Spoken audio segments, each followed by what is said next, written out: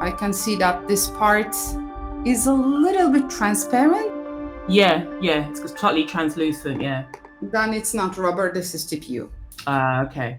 Okay, whenever we have a super precision and a beautiful translucency, it is always TPU. Because rubber never transparent, only when you use it without any pigments inside, and you know that honey caramel color that we have in the retro sneakers, that's the only one that has a little bit of translucence because it doesn't have any pigments inside. You have the real original, like natural color of the rubber. Pearl defect is usually a TPU film that we covered. It's not rubber, it is other polymers, not real rubber. And then here, we have the spoiler in TPU. Why? Because it is clear, right? So all the other stuff are okay. You said vulcanized rubber, but this is not a vulcanized sole for the fact that we cannot vulcanize real leather. We cannot even vulcanize synthetic stuff because vulcanization, if you look at in the first lesson, we have it in the sole types, you put this rubber band and then you put it into oven. So that it makes the second you put it on and then you finish the cooking in the oven. So we cannot do that. So this is most probably is like a rubber shell. And this one must be even an injection. But I think it looks like more like compression because of these little creases here. So it's an interesting product that has some rubber pods here, the black ones. So we cannot say that it is technical. Hello, footwear designers. Are you struggling with designing technically accurate soles? I have a free design session for you. I'm Defne Alkut. I've been designing for over 2 decades, running my own design studio, teaching at universities, and also inside Sole Design Academy. During my 11 years of teaching, I have reviewed hundreds of sole design projects and taught hundreds of students from complete beginners to industry experts. And I have noticed that most of the footwear designers, they aren't really sure how to start a sole sketch from scratch, keeping manufacturability, the performance rules, and the budget in mind. So, to help you bridge that gap, I have recorded a performance running sole sketch from start to finish. You will see how to start designing with the correct layout, how to think in zones, constraints, and functions, how to have creative freedom while also following the strict performance rules, and how to plan your sketch so you don't get stuck halfway through, maybe wasting time with details that do not serve the purpose or maybe are not even feasible. It's a step-by-step process that you can pause, copy, and apply immediately. So access the sketching section by clicking on the description below and start designing soles with confidence. So Yucatan Sport Sandal co-molded rubber outsole. So this could be co-molded, and how you can understand is here. You see the closing line of the two materials. It is kind of recessed. And it is perfect. There is no trimming. You can see that here it's popping out a little bit. Okay, so I think this is a very good observation, Diego, that you have seen these little. They are the defect of air bubbles that we see in polyurethane.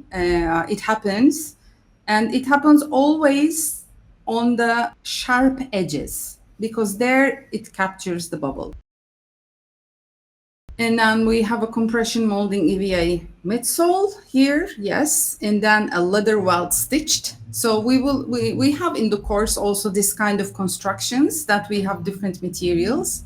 Gel wedge cemented, yes, and then we see the gel also on the bottom. So this is also important that I talk a lot in the course, the fact that the technology that we have, it is better to show, because otherwise people will not understand. It's important to observe these details.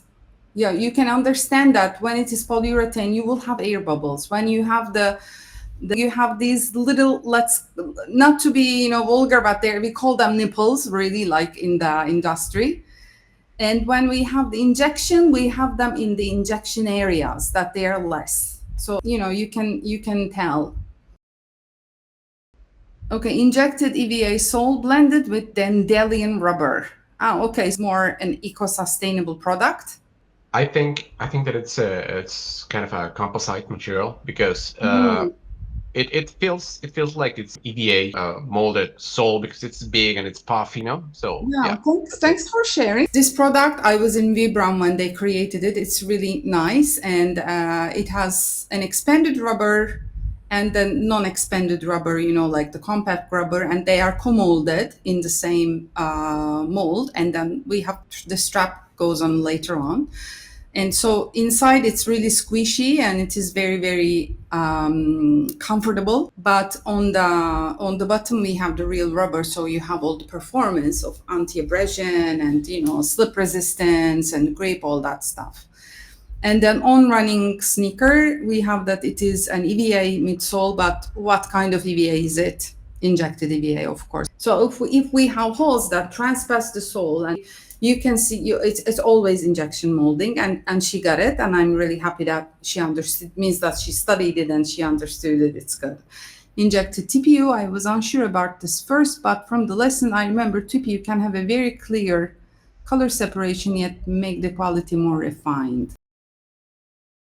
This is a very complex sole where we have the TPU going on, and then we have the EVA, which should be a compression EVA. We don't need any injection EVA here. As you can see, it's low. It doesn't have any strange things going on. And then we have some scripts. This is important, like if we are making a very technical product, it's nice to have them. This was very difficult because work and safety materials and how they're done, you cannot know if you have never been in the sector. But I can see that here it should be, this is work and safety sole made with PU midsole and compact PU outsole co-molded. Usually we use this in this segment a lot.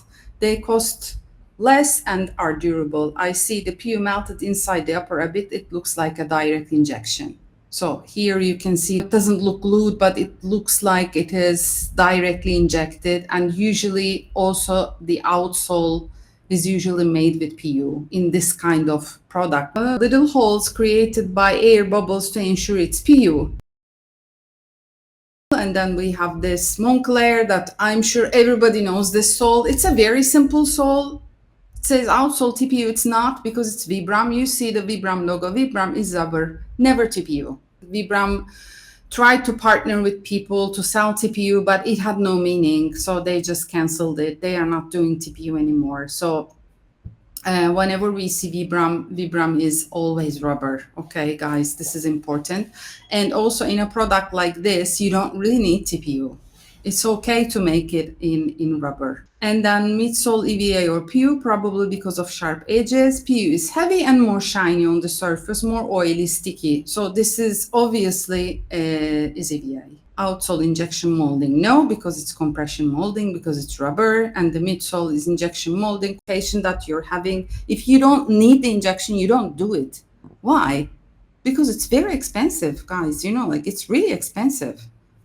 The injection mold, I don't know if any of you could go to a factory, they are like big devices. They are like little chambers. So it's really very, very expensive.